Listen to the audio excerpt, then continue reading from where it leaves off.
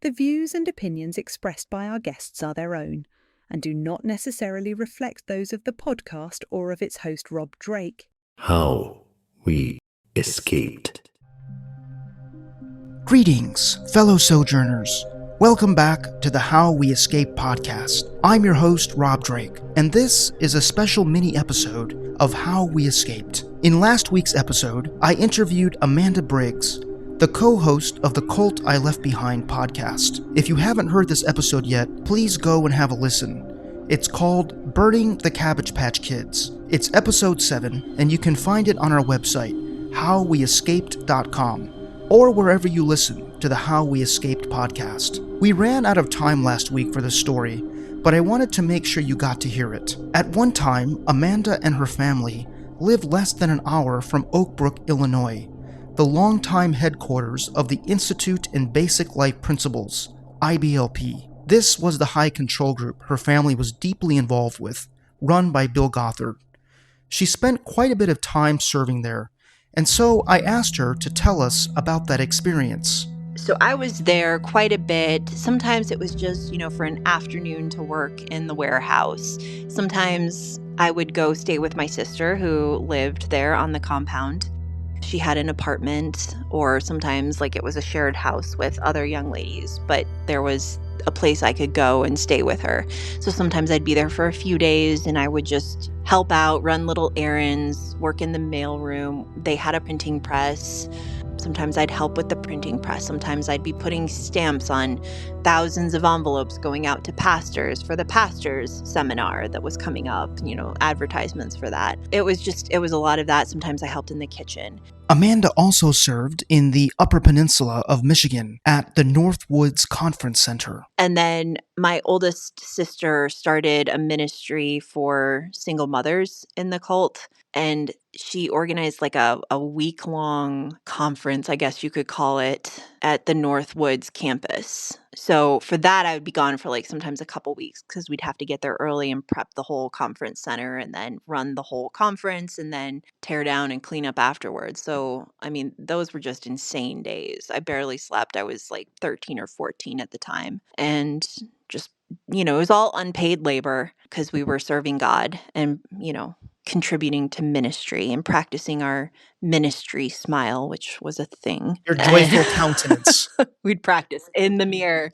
Yes, with a joyful countenance before the Lord. And so primarily I was at headquarters in Oak Brook and the Northwoods Conference Center. Were these experiences for you, even though it was a lot of hard work, but was it a welcome escape for you from your home? Yeah, I was away from Chris. And I was away from Andy, and that was always a really good thing. Except, the second year, Chris came to the conference center to help as well for that single moms conference. And, that kind of ruined everything. But generally speaking, it was great. And I would get time with Andrea, which was one of my favorite things in the world back then.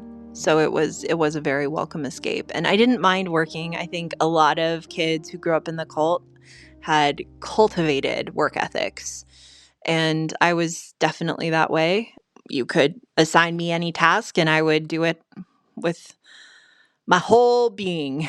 So if it was sweeping the floor or putting stamps on envelopes or reorganizing the pantry at the kitchen in the Northwoods, I would do it with gusto. Did you see any weird stuff in Oak Brook or up in northern Michigan? Was there anything that you observed that was off? At the Northwoods, I was in the kitchen and that was very isolated. I do know that there were a couple scandals. I just don't remember what they were. And then the thing I mostly remember about headquarters was that they would hide I am using their view, not mine, but hide the undesirables in the mailroom.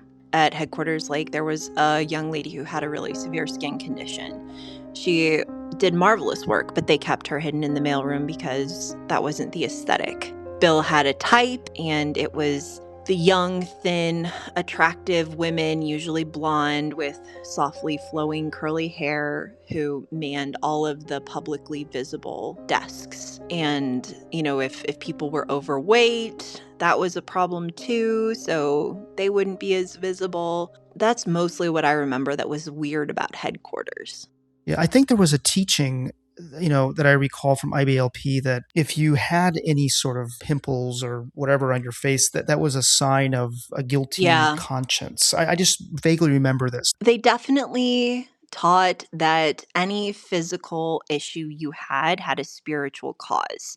So, for instance, I had TMJ as a kid and I needed braces to help correct it. And my mom screamed at me the whole way home from that appointment when we found out I needed braces because my bitterness about my brother is what caused this issue. And now she had to spend money on braces because of my sinfulness. That's a lot to be put on your shoulders. Yeah. I mean, that was just a normal day. You asked what a normal day was like that's it. Getting blamed for things that had totally reasonable explanations and being told it was like a manifestation of my wicked, wicked heart and my sin. That was just a day in the life of someone in zealous IBLP. Thanks for listening to our mini episode. Check out episode 7 of the How We Escaped podcast, Burning the Cabbage Patch Kids, to hear more of Amanda's story. You can also hear her story on her podcast. It's called The Cult I Left Behind. Until next time, I'm Rob Drake. Yellabai.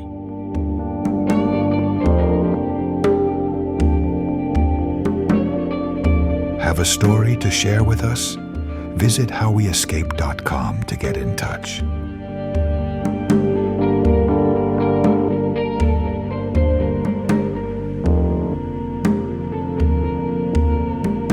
How we escaped.